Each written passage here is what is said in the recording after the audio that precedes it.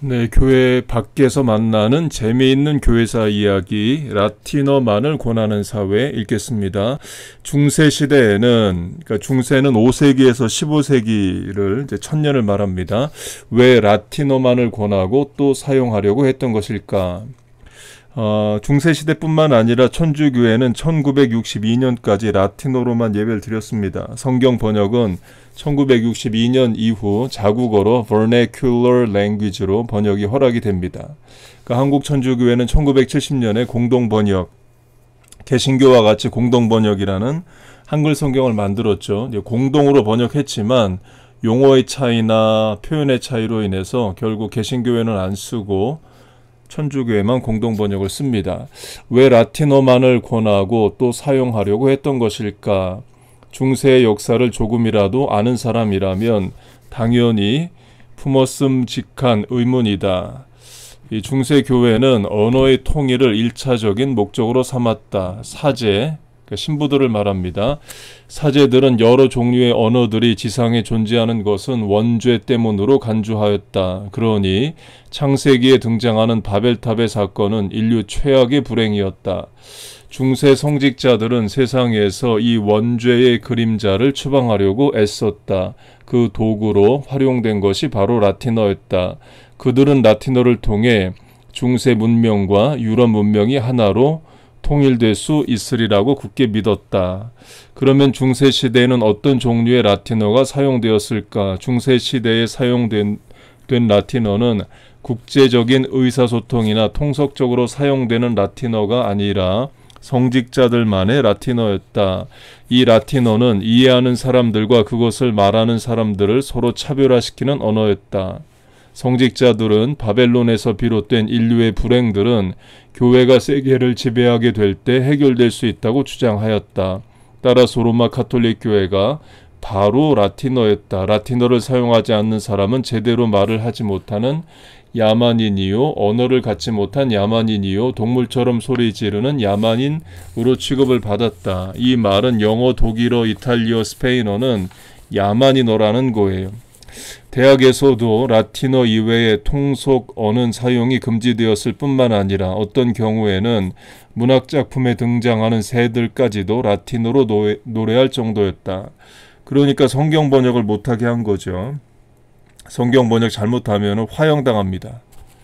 이런 언어 통일 작업에 문제가 없었던 것은 아니었다. 그러나 문제의 발단은 묘하게도 언어 통일 작업의 주체인 성직자들이었다. 성직자들이 볼 때 라틴어를 알아듣고 이해하는 것은 그리 중요하지 않았다. 라틴어는 그것을 말할 수 있는 계층의 특권이었기 때문이다.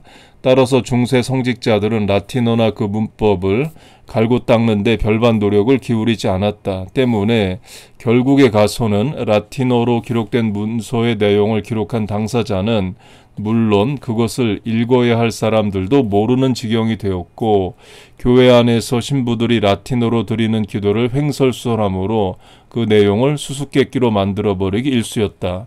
이렇게 라틴어로 통일을 했으면 신부들이 라틴어 공부를 해야 되는데 라틴어 공부를 안 하니까 모르는 언어를 그냥 발음만 읽는 거죠.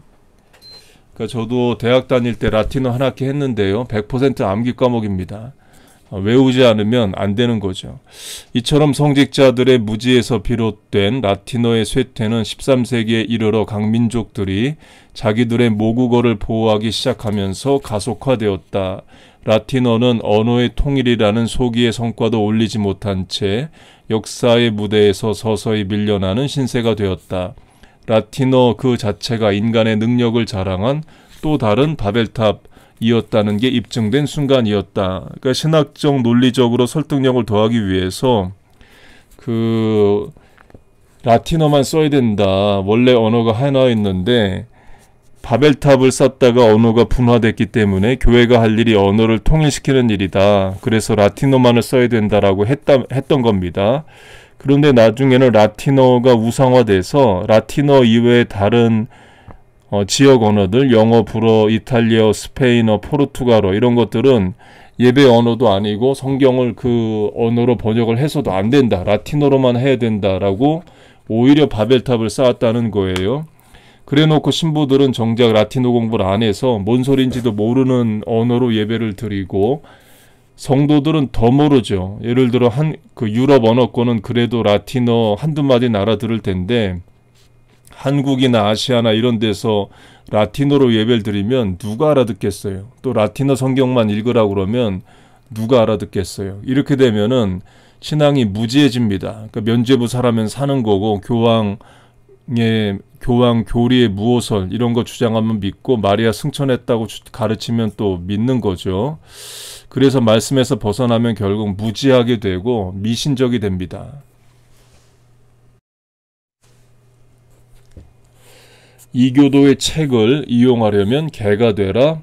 이탈리아의 작가 움베르토 에코가 중세 수도원을 배경으로 집필한 장미의 이름으로 라는 소설을 보면, 한 권의 책 때문에 조용하던 수도원 전체가 연쇄 살인사건에 휘말리게 된다. 이야기는 수도원의 서고지기로 있던 호르헤라는 노 수도사가 읽는 것이 금지된 아리스토텔레스의 책을 끝까지 공개하지 않으려고 한 데서 비롯된 살인극이었음을 밝혀지는 것으로 결말을 맺는다. 이 이야기는 움베르토 에코라는 뛰어난 작가가 꾸며낸 허구에 불과하지만 중세시대 기독교 이외의 서적을 적대시하거나 불온시했던 것만큼은 틀림없는 역사적 사실이었다. 중세는 이교 문헌을 배격하려는 태도와 그것을 차용하려는 흐름 사이에서 방황하던 시대였다. 이런 상반된 흐름은 중세 초기부터 14세기까지 극단적으로 상호 대립하는 경향을 보였다. 이교 문헌을 활용하려는 사람들에게 이론적 근거를 제시한 사람은 히포의 주교를 지낸 어거스틴이었다. 그는 유대인들이 출애굽 당시 애굽인들의 물품을 취했던 것처럼 기독교인들도 고대 문화를 활용할 것을 권했다. 만일 이교 철학자들, 특히 플라톤주의자들이 어쩌다가 우리 신앙에 유익한 진리를 말한다면 우리들은 그런 진리를 경원시해서는 안 될 뿐더러 그러한 비합리적인 지식의 보유자들로부터 진리를 간추해서 활용해야 된다. 이것이 그의 주장이며 논리였다. 그러니까 중세시대의 교회의 신학 중 하나가 교회 밖에 도구를 사용할 수 있다. 예를 들면 철학, 플라톤이든 아리스토텔레스든 철학자죠. 철학은 결국 방법론입니다. 어떤 방법을 취하느냐, 어떤 해석을 하느냐를 세상에 좋은 방법이 있으면 교회가 채용할 수 있다라고 한 거예요. 특별히 플라톤의 방법을 많이 씁니다. 신플라톤주의도 생겨나고요. 그 플라톤 방법을 쓴 이유 중 하나는 플라톤의 이데아 사상 때문입니다. 플라톤은 그 이데아의 세계의 그림자가 이 땅이라고 말했어요. 예를 들어 제가 지금 마이크 앞에서 말하는데요. 마이크의 원형, 마이크의 오리지널 폼이 하늘에 있어요. 그리고 이 지구에 있는 많은 여러 종류의 마이크는 그 오리지널 마이크의 그림자입니다. 바꿔 말하면 물질계가 선하다는 거예요. 이 마이크도 물질이죠. 이 물질계의 원형이 하늘에 있다라는 말은 하늘에 있는 건 선한 겁니다. 그래서 이 물질계의 근원이 선하다가 돼요. 그렇게 되면 그 초대교회에 있던 이단 중 하나가 영지주의, 나스테시즘입니다. 영지주의는 물질은 악하다고 주장을 했습니다. 그래서 물질계를 만든 구약의 하나님은 악하고 신약의 예수님은 선하기 때문에 나는 구약의 하나님은 안 믿고 신약의 하나님만 믿겠다는 이단 주장이 있었습니다. 이걸 반박하는데 플라톤 철학이 유용했던 거예요. 플라톤 봐라. 이데아 사상 있지 않냐. 물질계의 원형은 하늘에 있고 하늘에 있는 건 선하다. 이런 식으로 철학 방법론을 쓰기도 했다는 겁니다. 따라서 어거스틴의 논리를 따르는 사람들은 그의 의견을 문자적으로 추종해서 이교의 문헌들을 활용하는 데 전혀 거부감을 나타내지 않았다. 이런 흐름에 지닌 문제들도 적지 않았다. 가령 클레멘트는 이교도의 문헌에서 성경과 유사한 구절을 찾아내서 활용하였다. 안식일을 예측한 글로는 이래가 되고 만물이 완성되었다. 그리고 이래째 아침에 우리는 아케론강을 떠났다. 호머의 글입니다. 이래는 최고의 때 가운데 하루이며 일곱째는 완전하다. 칼리마쿠스 등이었다. 이게 문제점을 지적하는데요. 그러니까 성경과 조금이라도 연결되면 바로 갖다 쓰는데 여기에도 문제가 있다를 말하는 겁니다. 그리고 플라톤의 국가론에는 예수님의 십자가 사건이 예언된 것으로 해석된 구절이 있다. 따라서 공평하게 임명된 그는 고통을 겪고 고문대 위에서 눕혀지고 묶이고 눈이 뽑히고 마침내는 온갖 해악을 겪다가 십자가에 달리게 될 것이다. 이 플라톤이 예수님에 대해 예언한 예언자가 아님에도 불구하고 이렇게 교회 밖의 서적 중에 성경과 연결된 만한 것이 있으면 갖다가 썼다. 중세시대 때 이랬다는 겁니다. 그러니까 조심해서 해야죠. 그러나 이와는 반대로 이교 문헌에 적대적인 입장을 취하는 사람도 적지 않았다. 성경을 라틴어로 번역한 제롬은 이 같은 태도의 전형을 보여주었다. 그는 이교의 저작들을 성경만큼이나 자주 인용한 탓에 꿈속에서 그대는 기독교인이 아니라 키케로의 추종자일 뿐이다 라는 하나님의 음성을 들었다. 이 키케로는 시인이고 플라톤은 정치인이고 철학자죠. 이게 키케로나 플라톤이나 동시대 인물입니다. 제롬은 그 말에 고통을 느끼면서 세속적인 책을 소유하거나 다시는 읽지 않겠다라고 약속하였다. 그 꿈이 얼마나 생생했던지 잠에서 깼을 때는 문자 그대로 온 몸에 멍이 들을 정도였다고 한다. 이교 문헌을 적대시한 사람은 제롬뿐이 아니었다. 알쿠인의 경우에도 동정녀 마리아에게서 이와 동일하게 질책받는 꿈을 꾸었다고 한다. 하지만 이들 역시 이교 문헌들을 이용하지 않을 수는 없다. 별다른 준비 없이 중세시대로 떠밀려온 교회 지도자들에게는 자신들만의 독창적인 문화를 발전시킬 여력이 없었던 것이다. 제롬 역시도 오래지 않아서 다시 이교 문헌을 활용할 수밖에 없었다. 그러니까 성경을 어떻게 해석하고 설명하느냐의 세상 방법론, 철학 방법론을 어디까지 허용하고 어느 정도 사용하느냐의 문제가 이제 있다는 거죠. 이런 불가항력 상황 속에서 중세의 사제들은, 천주교 신부들은 양심의 가책을 느끼지 않으면서도 이교 문헌을 이용할 수 있는 방법들을 속속 개발해냈다. 그중 하나가 바로 클윈이 수도원에서 고안해낸 방법이다. 클윈이 수도원의 서고에서는 고대 이교 저자의 필사본을 뒤질 경우 개가 발로 머리를 긁듯이 손가락으로 귀를 긁어야 한다는 규정이 있었다. 이교도들은 개와 마찬가지라서 머리를 긁는 행위로 같은 처지가 되었음을 인정하는 것이다. 별로 유쾌하지는 않겠지만 중세 사제들은 이런 행동을 통해 자신들의 양심을 충족시켰다. 이 글을 읽고 제가 목사로서 적용을 하자면 그 설교할 때 예화 쓰는 것으로 비유를 해보겠습니다. 설교할 때 설득력을 더하고 기억에 남게 하고 효과를 더하기 위해서 예화를 씁니다. 예화는 그 바울도 씁니다. 바울도 표대라는 이 고대 고린도의 운동 경기에서 쓰는 그 표대, 그리고 허공을 치며, 이건 이제 권투, 고대 고린도와 아테네 권투 경기, 또 내가 달려갈 길을 다 마치고, 이것은 역시 고대 당시 그리스의 운동 경기 비유를 씁니다. 예수님도 신문 인용하시죠. 신문처럼 실로암 망대에서 18명이 죽었는데 그들이 너희보다 죄가 더 많아서 죽은 줄로 아느냐, 이렇게 시사적인 일을 또 사용하십니다. 또 바울이 아테네에 가서는 아테네 시인의 시를 인용합니다. 사도행전에 나오고요. 예화는 성경시대부터 늘 있습니다. 사용을 하는 거고요. 그러니까 목사들이 예화를 지혜롭게 잘 써야 되는데, 예화가 중심이 되고, 그러니까 예화, 세상 이야기, 신문에서 난 이야기, 이것만 잔뜩 얘기하면 그건 또 설교가 아니죠.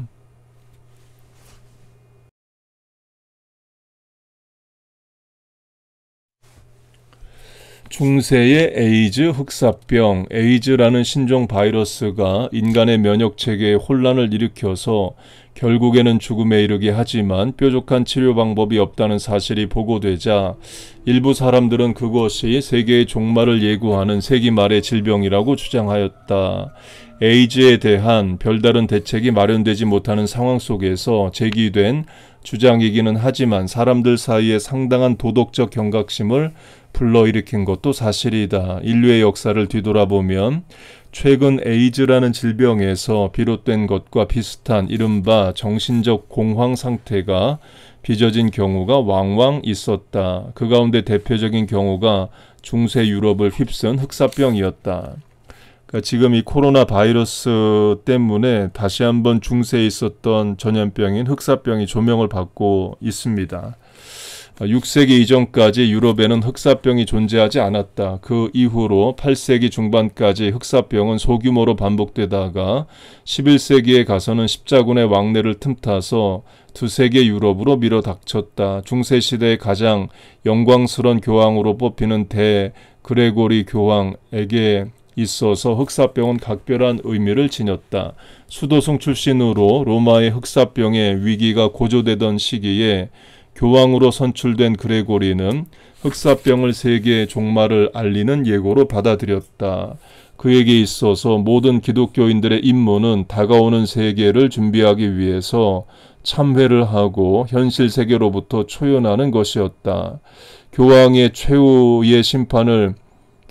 최후의 심판을 내리실 그리스도께서 자신에게 맡겨진 양들에 대한 책임을 한없이 물을까 염려하였다. 때문에 그는 목자로서 자신의 역할을 충실히 수행하겠다는 일념으로 기독교 세계를 확장하고 야만인들, 앵글로색슨 또는 롬바르족들을 개종시키기 위해서 부심하였다.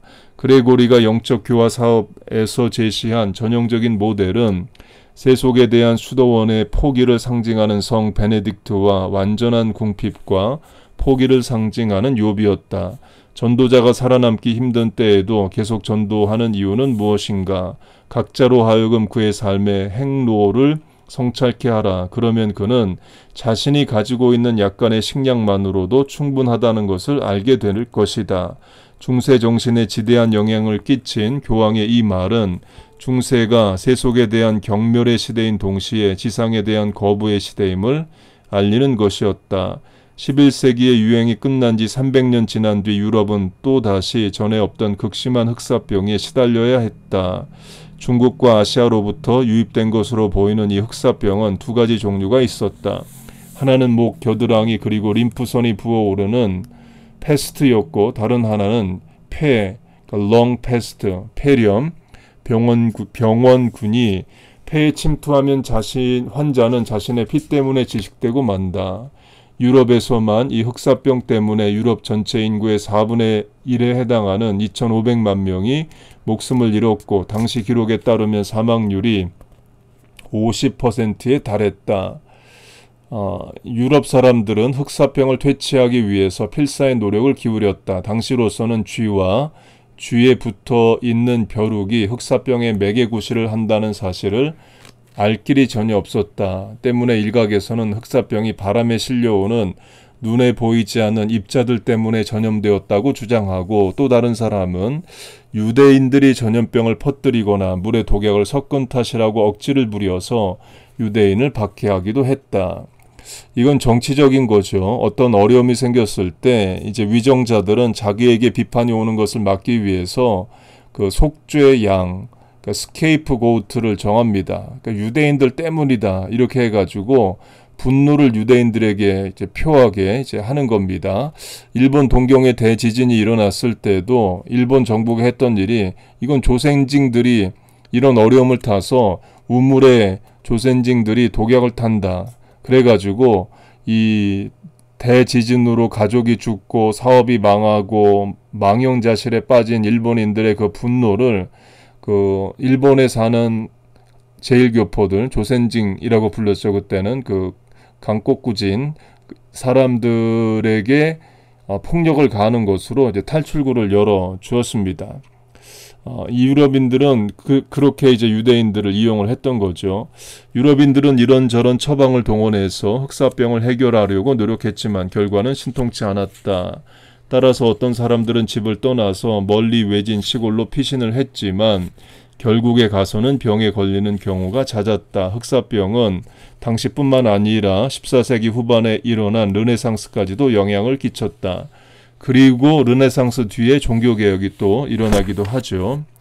그래서 이제 이 코로나 바이러스로 인해서 예배의 모습도 많이 바뀔 것 같아요. 그래서 이 백신이나 약이 확실하게 나오고 사람들이 마음의 두려움이 사라지지 않는 한 예배 가운데 마스크 쓰고 예배 드릴 수밖에 없는 그런 시대가 또 될 것 같습니다. 하루속히 예배를 다시 드릴 수 있게 되기를 바랍니다. 자물쇠로 채운 책들, 현대는 책에 관한 천국이라 할 수 있다. 그리 많은 돈을 들이지 않더라도 읽고 싶은 책은 물론 성경책까지도 마음껏 구입할 수 있는 시대였다. 제가 이제 88년에 대학에 갔는데요.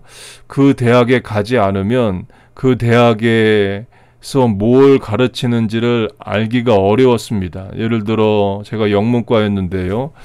영문과에서 어느 교재를 가지고 배우는지는 그 학교에 가야 알 수 있는 거예요. 그러니까 정보가 제한되었죠. 그리고 책을 사는 것도 책방에 책이 있어야 사는 거죠. 그래서 그 책이 없으면 그 책으로 공부를 못해요. 근데 지금은 세상 좋아져서 전 세계 어느 대학이 무슨 교재로 뭘 공부하는지를 집에서 다 알 수 있고 또 아마존 같은 온라인 서점을 통해서 다 주문할 수가 있습니다. 또 지금은 이 코로나 사태로 인해서 온라인 교육이 또 활발히 될 게 분명하고 해서 교육과 학습 방법에도 굉장한 변화가 있겠다 생각이 됩니다. 그리고 이 책이 말하듯이 중세 시대까지만 해도 프린팅 프레스, 금속 활자 인쇄술이 이 구텐베르크에 의해서 발명되기 전까지는 성경이 다 필사였기 때문에 필사이기도 했고 또 필사였기 때문에 굉장히 비쌌습니다. 그래서 성경을 지금 마음껏 구입할 수 있는 시대가 감사한 거고 또 그러니까 또 안 읽고 또 그런 시대가 되기도 했습니다. 최근에는 멀티미디어의 발달로 종이를 전혀 사용하지 않는 전자책의 출판까지도 시도되고 있어서 책 선택과 가격의 폭은 더욱더 다양해져 가고 있다. 그러면 역사상 대학이 처음으로 등장한 중세 시대에는 책들이 어떤 대접을 받았을까? 유럽에서 대학이 처음 출발할 당시 책 가격은 요즘과 비교할 수 없을 만큼 가격이 비쌌다. 성경 2권의 가격이 논밭 달린 저택 한 채와 맞먹을 정도의 값으로 팔렸다. 이 책이 이처럼 고가로 팔리게 된 데는 우선 책의 재료 때문이었다. 당시 책의 제작에는 양가죽이나 소가죽을 무두질에서 만든 양피지나 우피지가 사용되었다. 이 양가죽, 소가죽을 종이처럼 얇게 만들고 또 썩지 않게 방부제 처리를 했으니까 그 값이 얼마나 비쌌겠어요. 필사가들은 양피지 등에 일일이 손으로 책의 내용을 일일이 베끼는 전통적인 제작 방법을 사용해서 200페이지짜리 책 한 권을 제작하기 위해서는 전문가라고 하더라도 4-5개월이나 걸렸다. 뿐만 아니라 중세시대의 책은 그 자체가 하나의 작품이었다. 필사가들은 책의 내용을 공들여서 장식하였고 제책 과정에서 금은 보석으로 장식을 하기도 하였다. 따라서 대학에 딸린 도서관에서는 책의 도난이 빈번히 일어났다. 이 때문에 궁여지책으로 나온 것이 쇠사슬을 이용해서 책을 묶는 방법이었다. 도서관들은 서견대에 올려놓은 책들을 일일이 쇠사슬로 묶어서 자유로이 볼 수는 있되 반출은 불가능하게 만들어버렸다. 쿼트폴리오라는 말에서 알 수 있듯이 양가죽을 3번 접은 크기의 대형 책자를 쇠사슬로 묶어놓게 되자 책 도난은 거의 감추게 되었다. 그 결과 고무된 도서관 당국은 그 범위를 확대시켰고 결국에 가서는 책을 묶어놓은 석연대로 신뢰가 가득 찰 정도가 되었다. 이렇게 사슬로 책을 묶는 방법이 최초로 시작된 곳은 1320년 영국의 옥스포드 대학이었다. 하지만 1년 뒤에는 파리의 소르본느 대학 그리고 몇 년 지나지 않아서 전 유럽으로 확산이 되었다.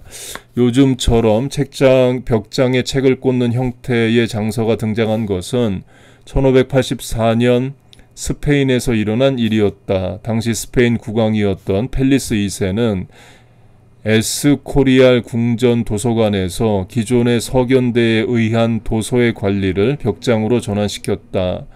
필리페 2세가 궁정 부속 도서실을 현대와 유사한 서가식으로 바꾸게 된 데에는 일반인들이 쉽게 접근할 수 없는 궁정 부속 도서실이란 이유도 있었지만 결정적인 이유는 인쇄술의 발달이었다. 용지의 대량 수급이 가능해짐에 따라서 책의 가격이 대폭적으로 내려갔고 그만큼 도난의 위협도 줄어들게 되었다. 20년 뒤 밀라노 도서관에서는 조용한 혁명이 일어났다. 밀라노의 추기경 폴로미니가 암브로지아나 도서관을 일반에 공개한 것이었다. 그때까지만 해도 도서관에 드나들 수 있는 사람들은 선택받은 소수에 불과하였다. 그러나 폴로미니 추기경의 과감한 정책으로 인해서 도서관에 집결된 정보들을 공유할 수 있는 특혜를 일반인들까지 누리게 되었다. 이른바 공공도서관이라 부를 수 있는 이런 도서관들은 200년이 채 지나지 않아서 유럽 전체로 보급되었다. 네, 책을 많이 읽어야 됩니다. 성경책 많이 읽고 좋은 신앙서적 많이 읽으시기 바랍니다. 구텐베르크의 비애. 중세시대의 가장 두려운 적은 외부 세력이 아니었다. 그보다 오히려 설치류, 곧 쥐가 주로 옮기는 패스트라는 전염병이었다. 14세기의 이 전염병은 전체 유럽 인구 가운데 무려 4분의 1 정도가 감소들이 많지 유럽을 공포의 도가니 속으로 몰아넣었다. 그러나 이 패스트가 반드시 불행만 가져다 준 것은 아니었다. 먼저 패스트는 동로마 지식인 가운데 비잔티움, 그러니까 지금의 이스탄불을 말합니다. 로마 제국으로 도주하게 만들었다. 로마로 이주해온 그들은 비잔티움이 간직해 오던 고대 히랍 전통의 지식을 소개함으로써 15세기의 르네상스가 시작될 수 있는 씨앗을 뿌렸다. 그리고 패스트가 가져다준 두 번째 긍정적인 결과는 남아돌던 의복들이었다. 패스트에 의한 갑작스런 죽음들 때문에 의복들이 남아돌게 되었고 따라서 14세기 말에는 쓸모없는 넝마 조각들이 넘쳐나게 되었다. 이 넝마들은 인쇄 발전에 혁혁한 공로를 세우게 된다.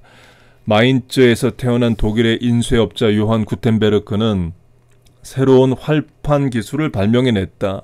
과거의 목판을 연구해서 금속으로 활자를 만들어 사용하는 기술을 개발한 것이다. 그는 또 납주석 안티몬을 합금해서 대량의 인쇄 과정을 견딜 수 있는 단단한 활자를 만들어내기도 하였다. 이때부터 한 사람이 100일에 걸쳐 한 권의 책을 만들어내던 철저한 수작업에서 하루 만에 100권의 책을 인쇄하는 대량 생산체제로 재책 과정이 변화를 맞이했다. 당시에 남아돌던 넝마들 역시 적당한 사용처를 발견하게 되었다. 이 넝마는 양피지나 우피지보다 훨씬 다용도로 사용되었다. 넝마들은 표면이 매끄러울 뿐만 아니라 아주 쉽게 접혔다. 그리고 두꺼운 책을 만들기에 편리했다. 구텐베르크는 1450년경 최초로 금속 활자에 의해 책을 찍어내는데 값싼 넝마를 소재로 삼았기 때문에 가격이 무척 저렴하였다. 구텐베르크의 발명품은 오래지 않아 각국으로 보급되었는데 특히 이탈리아에서는 위력을 10분 발휘하였다. 베니스를 중심으로 그리스와 로마 문학작품이 거의 인쇄되어 세계 도처로 보급되었다. 덕분에 갓 움트고 있던 르네상스가 돌연 활기를 띠게 되었다. 그러면 구텐베르크는 그 뒤에 어떤 인생을 살았을까? 허약하고 고독한 성격의 사람이었던 구텐베르크는 자신에게 커다란 자본을 빌려준 동업자들을 피해서 대부분 시간을 숨어 지내야 했다. 그리고 그런 은둔 생활과 성격의 결함 때문에 구텐베르크는 마침내 파산을 맞이하였다. 구텐베르크는 채권자가 소송을 낸 재판에서 패소하고 모든 인쇄 기계와 도구들을 빼앗겼다. 결국 그는 빈털터리 신세로 지내다가 1468년에 쓸쓸히 세상을 떠나고 말았다. 이때쯤에 그의 이름은 성경이 인쇄되어 세상의 모습을 드러냈다. 중세 예배식 원고의 아름다운 색깔과 모양을 거의 훼손시키지 않으면서도 기계식으로 인쇄된 구텐베르크 성경은 사람들로부터 대작으로까지 인정을 받았다. 이 성경은 약 500년이 지난 1970년 경매에 나와서 세계에서 가장 비싼 가격인 250만 불에 팔리는 진기록을 남기기도 했다. 페스트라는 전염병이 우연히 선사한 넉마라는 값싼 종이와 빚에 쪼들려 파산을 하고만 구텐베르크가 인류에 남긴 기계 인쇄술은 중세 말의 시대가 빚어낸 기가 막힌 아이러니가 아닐 수밖에 없다. 곧 구텐베르크는 발명가지 사업가는 아닌 겁니다.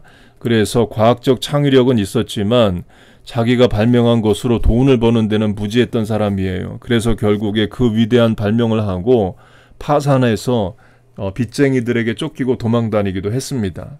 이는 러시아의 문호인 도스토예프스키도 마찬가지입니다. 그 러시아가 자랑하고 사랑하는 문학 천재이지만 판권을 인쇄업자들에게 팔아요. 그래가지고 인쇄업자들에게 독촉을 받으면서 인쇄업자들이 준 돈으로 살고 책을 쓰면은 결국은 인쇄업자들이 돈을 벌고 그렇게 했었습니다.